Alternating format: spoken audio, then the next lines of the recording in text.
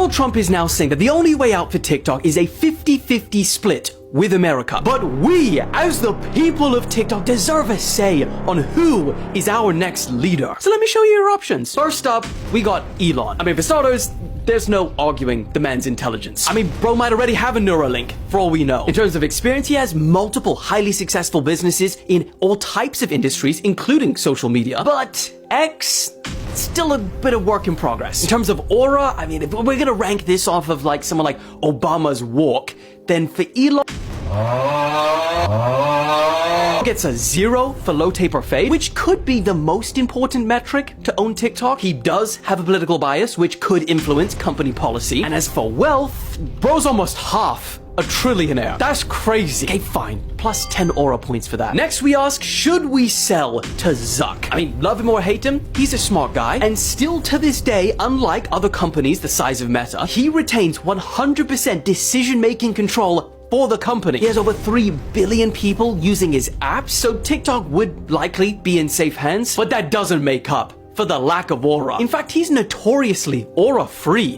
-1. His low taper fade is down horrendous. His bias is whoever's in office at the time, and he's the 4th richest person in the entire world. So bro could easily make an offer that ByteDance would be happy with. Next, we have the first person to actually put in an offer to try and buy and save TikTok, Kevin O'Leary. He's founded and sold multiple companies and is a highly successful old school businessman, which might be what we need. His experience with social media, definitely lacking, but considering the type of businessman he is, he'll probably just put the right people in place to run it. Measuring aura is not a scientific endeavor. It's more when you see it, you know it. And for Kevin here, I don't feel moved. I think he actually gets a good 10 points for his reverse low taper fade. In terms of bias, he's middle right, but that does seem to be more on economic matters rather than social issues. And as for wealth, actually surprisingly lower than you would expect. And then we've got to talk about Mr. Beast. I mean, starting with, if there's anyone that we're going to call a social media genius, it will be him. As for experience, he is only 26 and he's never been in charge of an actual social media platform. But then on the other hand, he's got almost 500 million followers. If there's anyone that will know what users and creators want on TikTok,